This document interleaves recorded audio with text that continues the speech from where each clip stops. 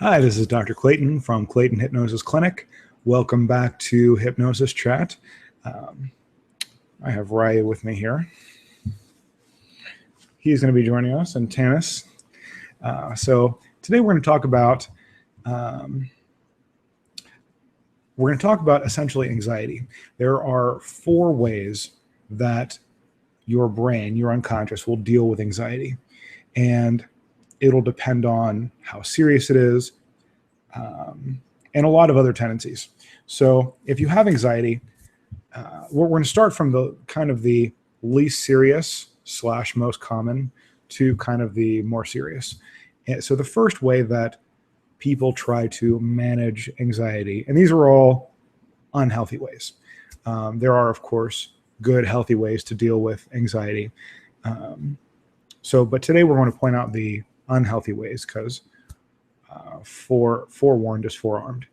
So the first way, that's kind of the least serious but still bad, is through vices like tobacco, alcohol, overeating. So if someone has a lot of anxiety, sometimes they will turn to one of those things. And they can be, of course, completely functional. In fact, probably most people have a vice of some kind that they use to deal with anxiety. Now, a vice is never the best way. And in fact, it usually doesn't even work to alleviate anxiety.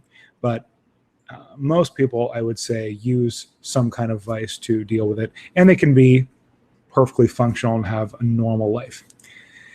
So the next step up would be a neurosis, or a psychological disorder that is not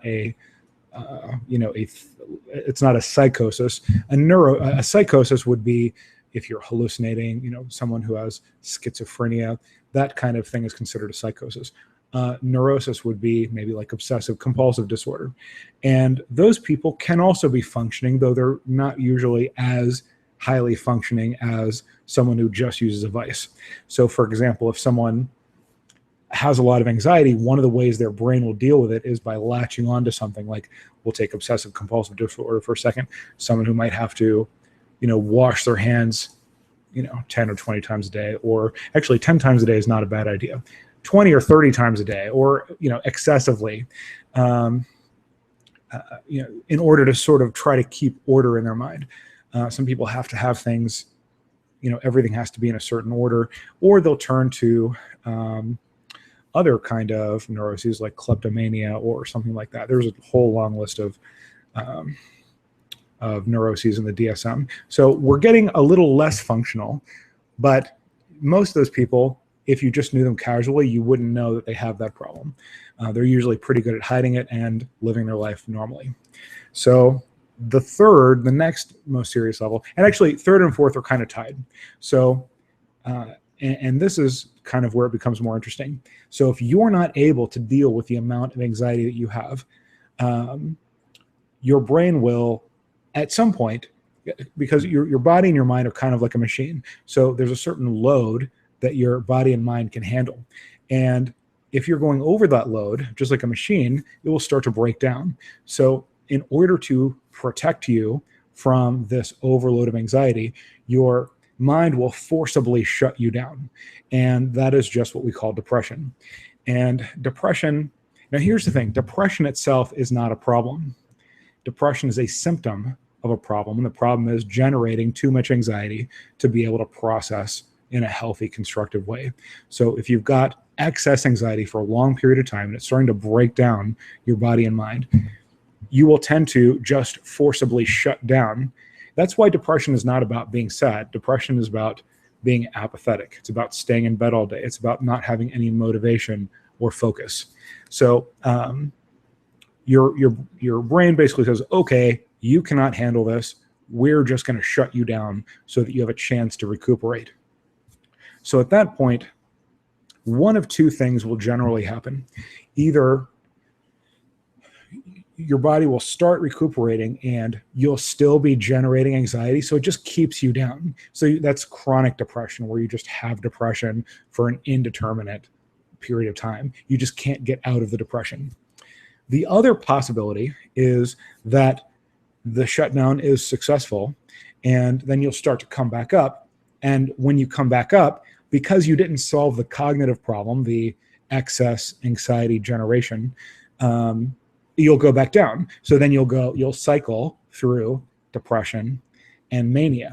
And so that's, we call bipolar disorder. Again, bipolar disorder is not a problem. Bipolar disorder is a symptom. And more accurately, the depressive part of bipolar disorder is a protective mechanism to force you to shut down so that the machine does not have too high of a load over too long of a period of time. It's essentially to protect you from completely breaking down. And so, okay, so those are basically the 4 ways your brain tries to deal with it. And those are not the ways you want to rely on.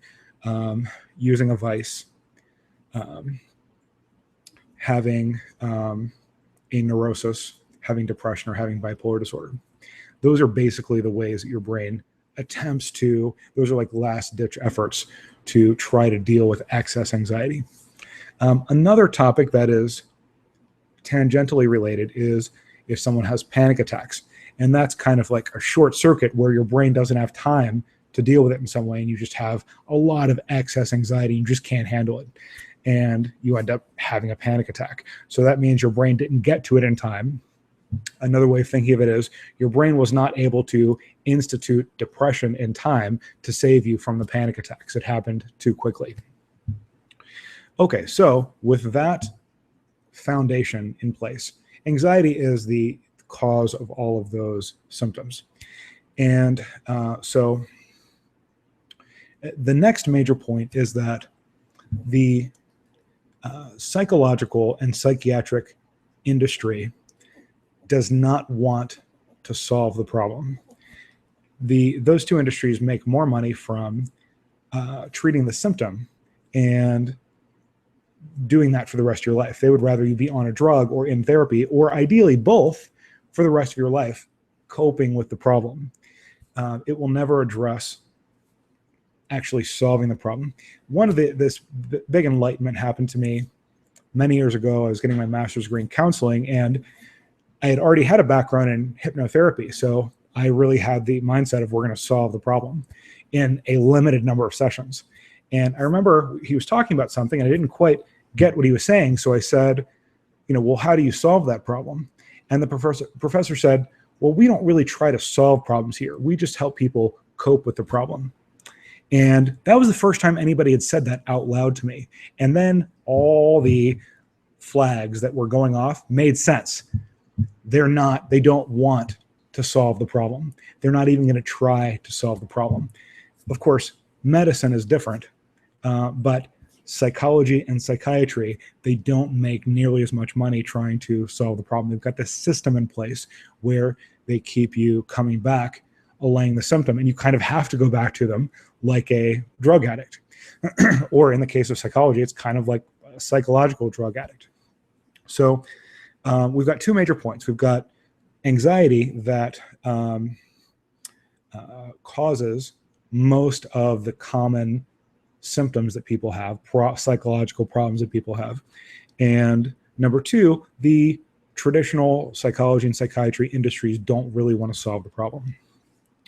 Okay, so the third major point is, so what are we actually going to do? So I would like to talk about how to actually solve that problem. And it's a big topic, and I've talked about different aspects of it in different hypnosis chats, but it's such a huge problem. I started my practice almost 17 years ago, and especially over the last 3 or 4 years, anxiety has been by far the number one problem that people come to me for. And it could be something like a specific stressor, like public speaking that you have to do for work, or it could be a generalized anxiety that they've had their entire life. But most of the people that come to me, it comes down to generating too much anxiety, being in the habit of generating too much anxiety. And that's really the first main point. I'd say, point 3A that we're currently on is about the fact that the anxiety is not happening to you. It's something that you are doing in your head. And that's a good thing because that means you have control over it. If the problem came from the outside world, if you were getting blasted with anxiety rays there'd be nothing you could do about it because you can't control the outside world. You can only control yourself. So it's good to know that you are making the problem yourself, because then at least there's the possibility that you can solve the problem. It's something that is at least theoretically within your control, and it is within your control. So point one is always you're doing it, so you have the power to stop it. All right, so let's talk about, so the next point is your style of thinking. There's essentially two styles of thinking related to problems. When a problem happens, people will generally think in one of two ways, and it's usually the anxiety-producing way. It's really only a few people that are particularly successful and happy that think in the second way. But I'm going to teach that tonight. So number one, the first way that most people do it and that generates anxiety is what I call problem-oriented or circular thinking. And really, problem-oriented is probably the best way to describe it. So for example, if we'll just take public speaking, for example, because it's kind of concrete and most people have experienced it at some point. Problem-oriented thinking would be like, let's say you've got to give a talk tomorrow, and it might be, well, what if they don't like my talk? What if I mess up? What if I make a mistake? Those kind of questions will create anxiety in anybody, even people that generally don't have anxiety about public speaking. So people who have anxiety, there's nothing wrong. If you have anxiety about anything, there's probably nothing wrong with you. In fact, I'm just going to say there's nothing wrong with your brain at all. You're just thinking in an anxiety-producing way. When you think in an anxiety-producing way and your brain produces anxiety, that doesn't mean your brain's broken. That means your brain works. So there's nothing wrong with you. You have a perfectly functional brain. You are just instructing yourself to create anxiety and then getting anxiety. So but of course, you don't say, okay, have anxiety now. That's not how the unconscious works.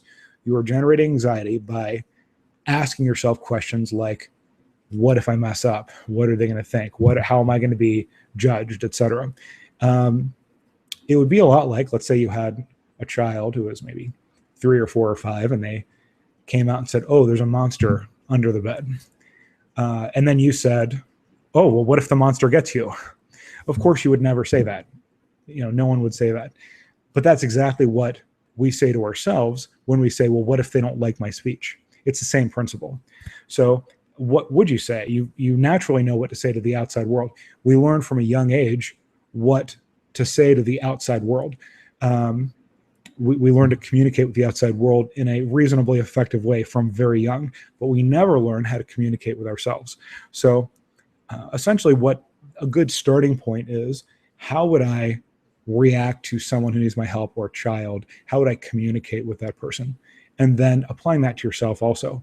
So, okay, so you've got a speech tomorrow.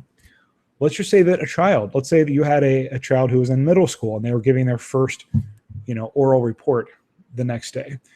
What would you say to them? I mean, it doesn't have to be complex or perfect. It could be, you're going to do great. Focus on what you have to say. Speak slowly and clearly. You're going to do a good job. You're good at public speaking. Any of those basic things that you would naturally know to say are 10 times better than what most people say to themselves in their head. They think, oh, it's just me. I can be honest with myself.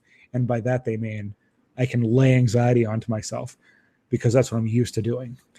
Instead, treat yourself with the same constructive style of thinking, style of speaking that you would use with a child or a friend or someone that you were encouraging. Most people are good at encouraging other people, but not themselves, which doesn't mean they don't have the ability to do that. It just means they're not used to doing that. They haven't made the connection that, oh, all that stuff I say to other people, I can just say that to myself also. And it doesn't have to be perfect. And it'll automatically be, just by the fact that you're being solution-oriented and positive, it'll automatically be 10 times better than whatever you were doing before.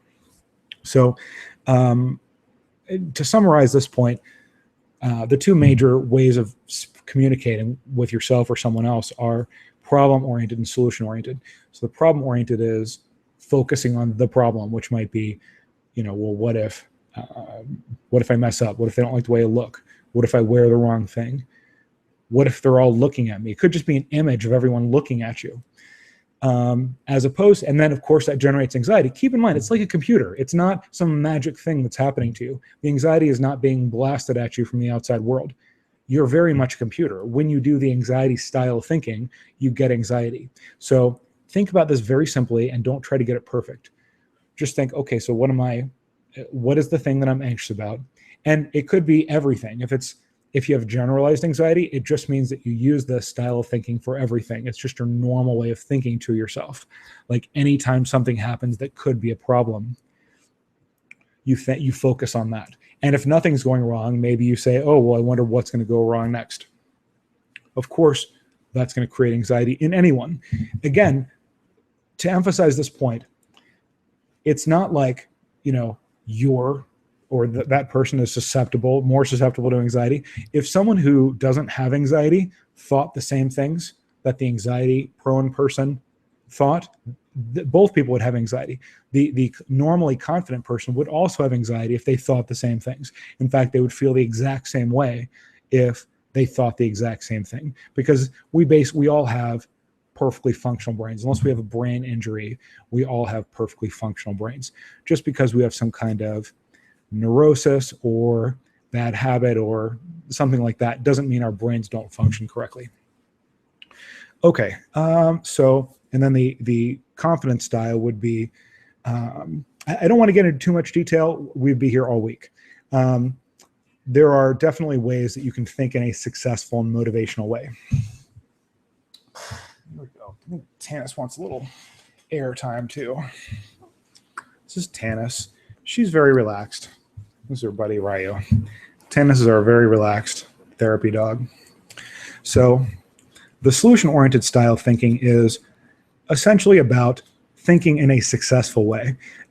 Thinking about, so again, if it's the speech, it could be focusing on finishing the speech successfully. It could be on, a lot it's going to be on the content of the speech or your strategy for doing the speech successfully. Anything that has to do with success, finishing it, motivation, those are going to be successful ways of thinking. And there's a lot more detail that could go into that, but for the purpose of this, short chat, if you focus on being positive, which is completely within your control, you can say anything you want to yourself. Even if you're used to thinking in a problem-oriented way, you can override that at any time and think in a positive way. So in a constructive, success-oriented way. So here's what I would do. If you, and another nice thing that it's kind of assumed, but maybe I should say it straightforwardly. If you have one of those four things, like the vice, neurosis, depression, or bipolar disorder, if you start thinking in a more constructive, successful way, those problems will tend to fade. Those symptoms will tend to fade. And for many people, not only do they completely go away, but they actually benefit in the opposite direction. Someone who's particularly nervous becomes more confident than average, and so on, because you're doing this more successful style of thinking on purpose. So here's what I would say if the viewer would like homework. I would say identify something that is creating anxiety or stress and notice how you're thinking about it. You will be thinking about it. You will have been thinking about it in the problem-oriented way where you focus on the problem. Well, what if this happens? This is the bad thing about it, as opposed to the solution-oriented way. And here's a good kind of way to direct your brain, because you're not doing all the thinking for yourself. Your unconscious does 90 and 95% of your thinking. Your job as the conscious mind is to direct. You're like the supervisor. You direct your brain in the right direction. And a good way to do that is to ask questions that lead your brain in the direction you want it to go, such as, what is my best course of action right now? How am I going to be the most successful with this project? When you ask yourself that, and you're persistent in the same way when you're training a dog, when we first got Tanis, she didn't know how to, sit or stay or do anything, even though she wanted to. Your brain wants to make you happy and healthy. You just have to communicate with it in the right way and persistently. So if your brain starts to go back to the anxiety producing way, which it might at first, you just persistently, well, what's the solution for that? What is the best course of action for that? What's something I could do now? And remember, you don't have to get the perfect answer. Just move your brain in that direction, and the anxiety symptoms will start to fade, and they'll start to be replaced with confidence and success and better solutions. So, okay, that's about all the time I have for today. Thank you very much for joining me. If you have any questions, feel free to email me at info@claytonhypnosisclinic.com, and certainly feel free to check out the rest of the videos at claytonhypnosisclinic.com. Take care and have a good night.